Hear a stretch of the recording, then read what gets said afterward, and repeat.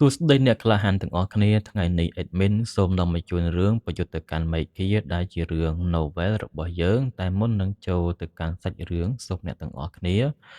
ជួយចុច like និង subscribe channel របស់ admin មួយផង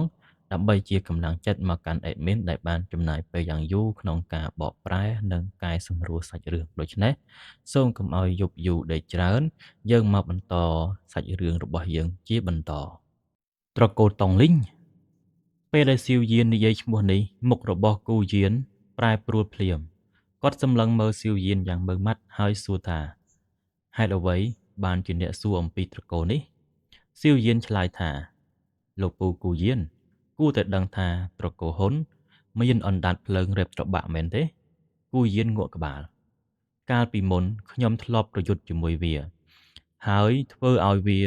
រងរបួសធ្ងន់បន្ទាប់ពីនោះវាបានបាត់ដំណឹងទៅប្រហែលជាកំពុងសម្រាប់ព្យាបាលរបួសសៀវយានភ្ញាក់ផ្អើលចំពោះកម្លាំងរបស់គូយានព្រោះគាត់ធ្លាប់ឃើញថាអណ្ដាតភ្លើងលេបត្របាក់ខ្លាំងប៉ុណ្ណានៅក្នុងអាណាចក្រយ៉ាវសូម្បីតែព្រលឹងរបស់យ៉ាវឌីក៏ត្រូវវាបំផ្លាញដែរតែគូយានធ្លាប់វាយឲ្យវារបួសធ្ងន់បន្ទាប់មកសៀវយានបានរៀបរាប់ពីរឿងទាំងអស់ដែលកើតឡើងនៅអាណាចក្រយ៉ាវរួមទាំងការដែលអណ្ដាតភ្លើងលេបត្របាក់បានប្រែក្លាយជាសមាជិករបស់ត្រកូលតុងលីងមនុស្សជាច្រើនក្នុងសាលប្រជុំស្រែកដោយមិនជឿវាមិនអាចទៅរួចទេអណ្ដាតភ្លើងអាចក្លាយជាមនុស្សពីត្រកូលតុងលីងសៀវយានសួរទៅគូយានត្រកូលតុងលីងនេះជាត្រកូលអ្វីប្រវត្តិរបស់ត្រកូលតុងលីងហ្នឹងគឺរៀបរាប់អំពីប្រវត្តិត្រកូលតុងលីងគូយានដកដង្ហើមវែងមួយមុននឹងនិយាយថាត្រកូលតុងលីងគឺជាត្រកូលអាថ៌កំបាំងមួយនៅក្នុងសម័យបុរាណវាធ្លាប់បង្កសង្គ្រាមនិងការសម្លាប់ជាច្រើនទូទាំងទ្វីបកម្លាំងធាតុគ្រប់ត្រកូលបុរាណពឹងផ្អែកលើខ្សែឈាមបុរាណដើម្បីរក្សាកម្លាំងបើឈាមបុរាណអស់ត្រកូលចៅនឹងខុសពីមនុស្សធម្មតាលុះត្រាតែត្រកូលនោះអាចបង្កើតអ្នកខ្លាយជាកម្រិតទី12ថ្មីម្នាក់ទៀតចំណេះថាតើអ្នកមានកម្រិតអតិតេពនឹងអស់គ្នាយើងហៅថាជាកម្រិតទី12បានខ្សែឈាមរបស់គេនឹងរីកចម្រើនប៉ុន្តែត្រកូលតុងលីងមានសមត្ថភាពដ៏គួរឲ្យខ្លាចមួយពួកគេអាចលេបយកខ្សែឈាមបុរាណរបស់ត្រកូលផ្សេងៗដើម្បីពង្រីកអាយុកាលនៃឈាមបុរាណរបស់ខ្លួនដោយសារតែបែបនេះពួកគេចាប់ផ្ដើមវាយប្រហារត្រកូលបុរាណទាំងឡាយមានត្រកូលជាច្រើនត្រូវបំផ្លាញហើយឈាមបុរាណរបស់ពួកគេត្រូវបានត្រកូលតុងលីងលេបទាំងអស់ទង្វើនេះធ្វើឲ្យត្រកូលបុរាណទាំងអស់ខឹងយ៉ាងខ្លាំងចុងក្រោយពួកគេបានបង្កើនសម្ព័ន្ធហើយរួមគ្នាវាយប្រហារត្រកូលតុងលីងទោះបីត្រកូលតុងលីងខ្លាំងប៉ុណ្ណាក៏ដោយក៏មិនអាចទប់ទល់នឹងកម្លាំងរួមរបស់ត្រកូលទាំងអស់បានដែរចុងក្រោយត្រកូលតុងលីងត្រូវបានបំផ្លាញអ្នកដែលនៅរស់រត់គេចខ្លួនហើយត្រូវបានគេសម្លាប់រហូតចាប់ពីពេលនោះមកត្រកូលតុងលីងក៏បាត់ឈ្មោះពីពិភពលោកគូយាននិយាយបន្តថាខ្ញុំចាំបានថាមេត្រកូលចុងក្រោយរបស់ត្រកូលតុងលីងត្រូវបានសម្លាប់ដោយត្រកូលហ៊ុនតើត្រកូលហ៊ុនជាត្រកូលតុងលីងមែនឬគេឆ្ងល់ចឹងសៀវយានសួរភ្លាមតើអាចថាត្រកូលហ៊ុនជាត្រកូលតុងលីងដែរឬទេគូយានក្រវីក្បាលមិនមែនទេកាលពីមុនត្រកូលតុងលីងក៏ធ្លាប់វាយប្រហារត្រកូលហ៊ុនដែរប៉ុន្តែត្រូវបរាជ័យ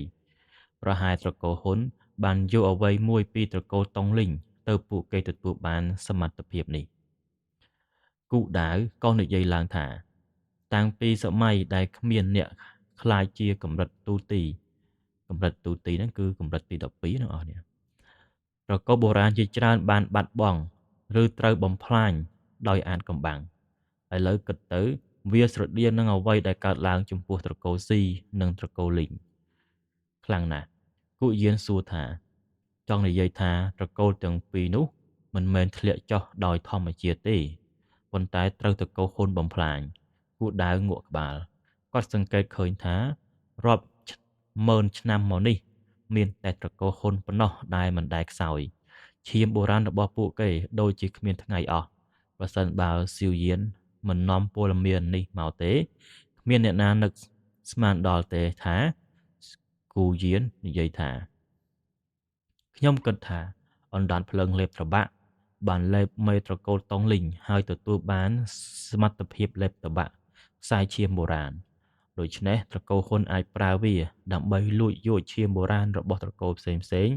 ហើយរក្សាខ្លួនឲ្យខ្លាំងរហូតដល់សព្វថ្ងៃគូយានបន្តថាឥឡូវនេះខ្ញុំយល់ហើយថាហេតុអ្វីយើងរកមិនឃើញទីតាំងត្រកូលហ៊ុនគាត់និយាយថាគ្រប់គ្នាក្នុងសាលភ្ញាក់ផ្អើលលេបអាណាចក្រទាំងមូលវាអាចទៅរួចដែរឬគូយានឆ្លើយស្ងប់ៗថាវាមិនមែនជាមនុស្សទេគូយានវិភាគថា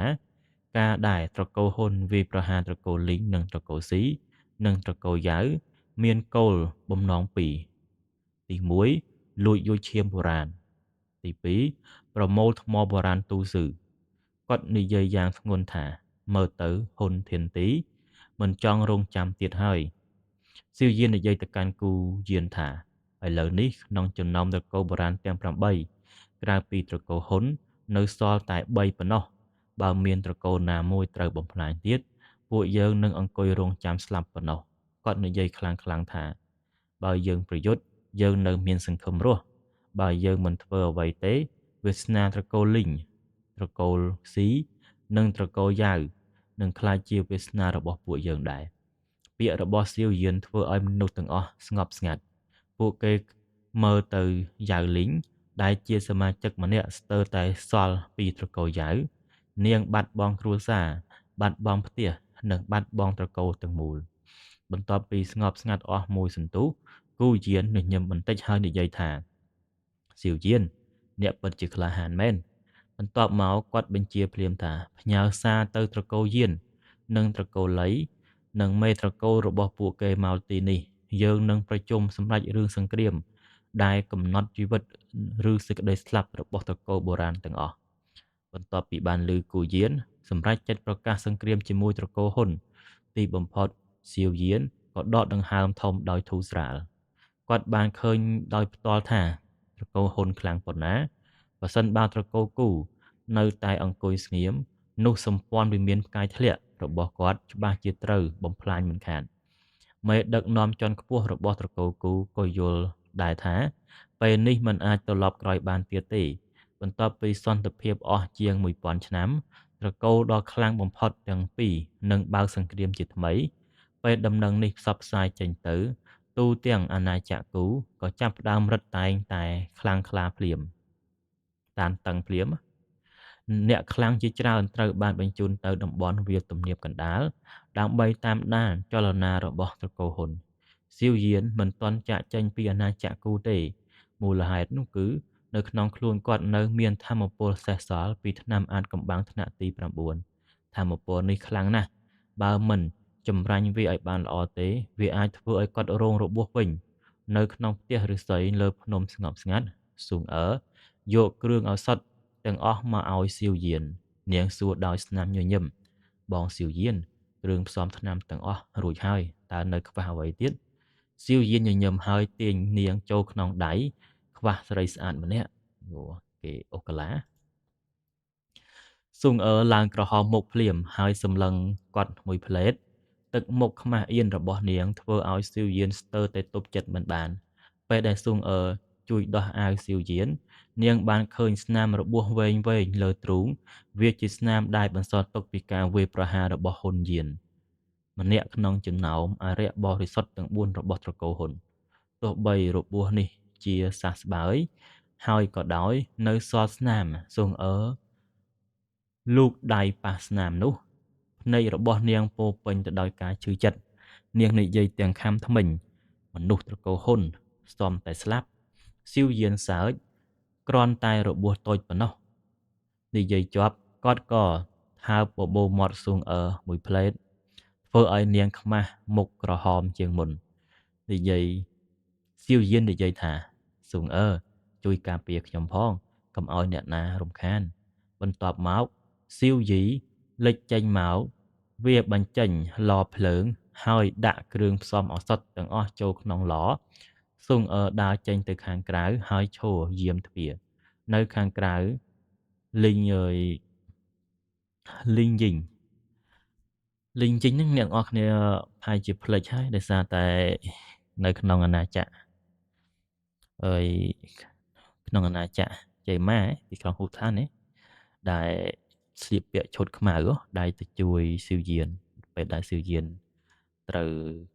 ប្រកួតគ្នាជាមួយណាឡានយានឡានដល់ពេលហ្នឹងគាត់ទៅជួយជាមួយនឹងអត្រិតករដែលស្លៀកពាក់ឈុតខ្មៅហើយប្រើកូនកំបិតអ្នកនរគ្នាគាត់គឺជាអ្នកបម្រើរបស់ស៊ុងអឺនៅពេលហ្នឹងគឺគាត់នៅត្រឹមតែកម្រិតអធិរាជហៅថាកម្រិតទី7ណាស្មើជាមួយនឹងហៃប៊ូតុងដែរអតីតកគាត់សម្លឹងមើលផ្ទះឫស្សីហើយនិយាយទាំងញញឹមថាអ្នកនាងពិតជាមានភ្នែកមើលមនុស្សមែនកាលពីជាង10ឆ្នាំមុនស៊ីវយាននៅតែខំប្រឹងយកឈ្នះណាឡានយានវ៉ានប៉ុណ្ណោះតែថ្ងៃនេះសូម្បីតែមេត្រកូលក៏ទទួលស្គាល់គាត់ដែរស៊ុងអើញញឹមដោយមានមោទនភាពនាងមិនសូវខ្វល់ពេលគេសរសើរខ្លួនទេតែបើគេសរសើរស៊ីវយាននាងសប្បាយចិត្តខ្លាំងស៊ុងអើអង្គុយលើជណ្ដើរហើយនាងនឹកឃើញពេលក្មេងៗនៅទីក្រុងហ៊ូឋានសម្រាប់នាងនោះគឺជាពេលវេលាដ៏មានតម្លៃបំផុតក្នុងជីវិតស៊ីវយានចំណាយពេលកន្លះថ្ងៃដើម្បីផលិតថ្នាំ3គ្រាប់បន្ទាប់មកគាត់លេបវាទាំងអស់ភ្លាមថាមពលដ៏សម្បើមពីថ្នាំថ្នាក់ទី9ចាប់ផ្ដើមរលាយដោយមានជំនួយពីអណ្ដាតភ្លើងបរិសុទ្ធបិសាចបរិសុទ្ធថាមពលទាំងអស់ត្រូវបានបំលែងទៅជាថាមពលឈីអើយស៊ីវយានបិទខ្លួនវឹកហាត់អស់ជាង10ថ្ងៃពេញរាល់ថ្ងៃថាមពលថ្នាំត្រូវបានចម្រាញ់បន្តិចម្ដងវាហូរចូលសរសៃឈាមនិងរាងកាយរបស់គាត់អោរ៉ារបស់គាត់កាន់តែខ្លាំងឡើងនៅថ្ងៃទី11ស៊ីវយានក៏បើកភ្នែកអណ្ដាតភ្លើងជាច្រើនខ្លាចជាខ្សែភ្លើងហើយត្រឡប់ចូលទៅក្នុងខ្លួនគាត់ឡភ្លើងក៏បាត់ទៅស៊ីវយានឈរឡើងហើយពិនិត្យកម្លាំងរបស់ខ្លួនភ្លាមនោះគាត់ញញឹមដោយពេញចិត្តលទ្ធផលលើសពីការរំពឹងទុកមិនត្រឹមតែរក្សាកម្រិតទី11ផ្កាយ6បានរឹងមាំប៉ុណ្ណោះទេគាត់ថែមទាំងឈានដល់កម្រិតទី11ផ្កាយ6កណ្ដាលនៅក្នុងកម្រិតកណ្ដាលអ្នកនរគ្នាថ្នាំថ្នាក់ប្រទី9ពិតជាអស្ចារ្យណាស់ស៊ីវយានដកដង្ហើមគួរឲ្យស្ដាយពេលឈានដល់កម្រិតនេះរាងកាយរបស់គាត់ចាប់ផ្ដើមស៊ាំនឹងថ្នាំថ្ងៃក្រោយទោះលេបថ្នាំថ្នាក់9ទៀតក៏មិនអាចឡើងកម្លាំងលឿនបែបនេះបានដែរលុះត្រាតែរកបានថ្នាំមាសថ្នាក់ទី9ដែលមានកម្រិតខ្ពស់ជាងនេះពេលដែលស៊ីវយានចេញពីការវឹកហាត់ស៊ុងអើចូលមកទាំងញញឹមនាងនិយាយថាអបអរសាទរបងស៊ីវយានកើគេកម្លាំងឡើងទៀតហើយបន្ទាប់មកនាងប្រាប់ថាមនុស្សពីត្រកូលយាននិងត្រកូលលីបានមកដល់ហើយឪពុកខ្ញុំឲ្យមកអញ្ជើញបងទៅប្រជុំស៊ីវយានងក់ក្បាលគាត់ដឹងថាពេលនេះមិនមែនគាត់ប្រយុទ្ធតែម្នាក់ឯងទៀតទេនៅពីក្រោយគាត់មានសម្ព័ន្ធវិមានផ្កាយធ្លាក់ទាំងមូលហើយសង្គ្រាមចុងក្រោយជាមួយត្រកូលហ៊ុនកំពុងខិតជិតមកដល់ក្នុងចំណោមត្រកូលបុរាណទាំង8បន្ទាប់ពីត្រកូលសៀវធ្លាក់ចុះមុនគេកម្លាំងខ្លាំងបំផុតគឺត្រកូលគូនិងត្រកូលហ៊ុនចំណាត់ថ្នាក់បន្ទាប់គឺត្រកូលយាននិងត្រកូលលីទោះបីកម្លាំងមិនអាចប្រៀបធៀបជាមួយត្រកូលគូនិងត្រកូលហ៊ុនបានក៏ដោយក៏ខ្លាំងជាងត្រកូលយ៉ាវត្រកូលស៊ីនិងត្រកូលលីងច្រើនហេតុនេះហើយទៅត្រកូលហ៊ុនមិនហ៊ានវាយប្រហារពួកគេមុនទេថ្ងៃនេះបរិយាកាសក្នុងត្រកូលគូមានភាពអ៊ូអរខ្លាំងមូលហេតុគឺមេត្រកូលឈានមេត្រកូលយាននិងមេត្រកូលលីបានមកចូលរួមកិច្ចប្រជុំសំខាន់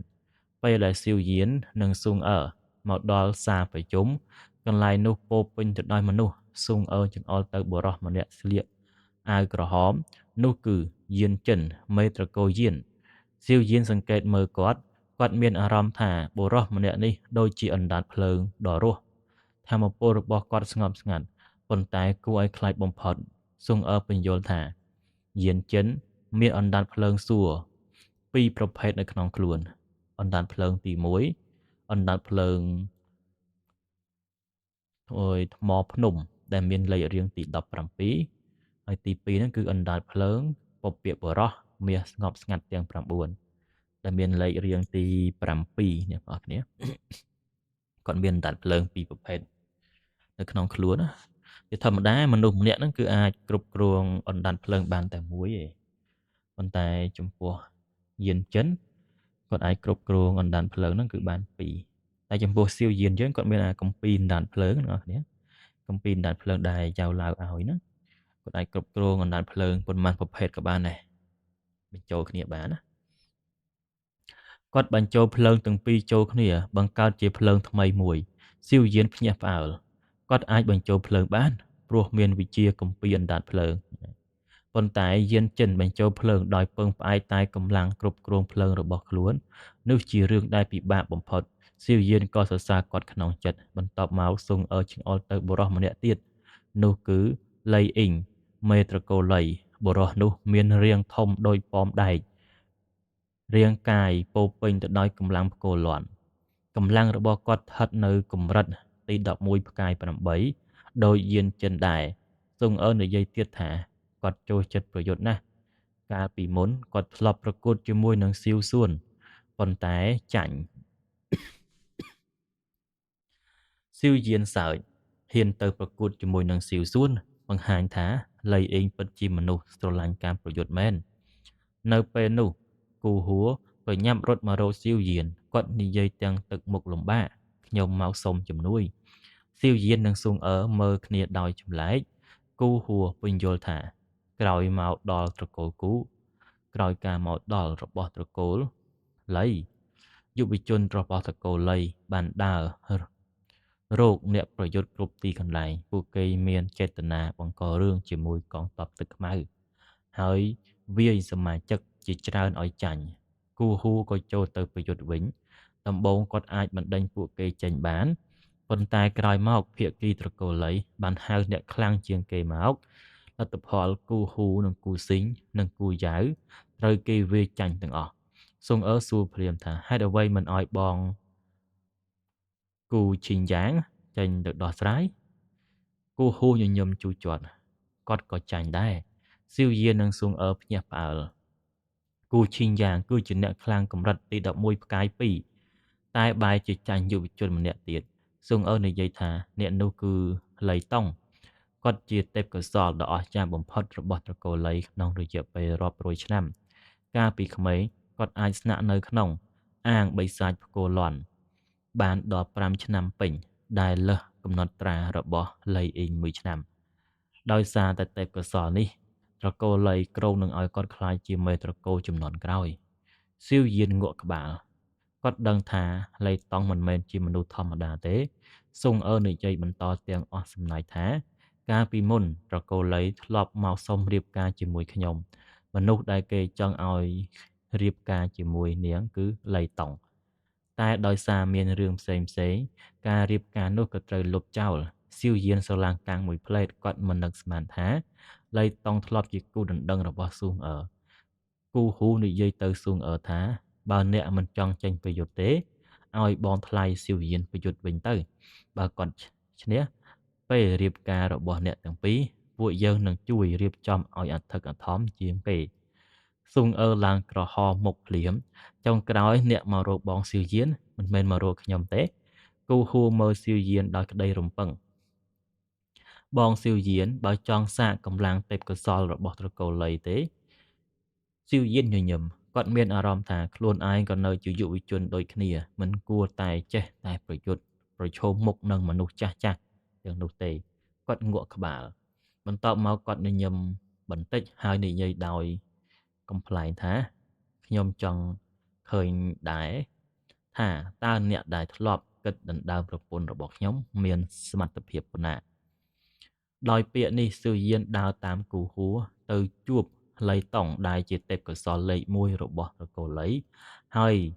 ការប្រកួតរវាងទេពកោសល្យទាំងពីរក៏ជិតចាប់ផ្ដើមហើយនៅមិនឆ្ងាយពីសាលប្រជុំរបស់អាណាចក្រគូ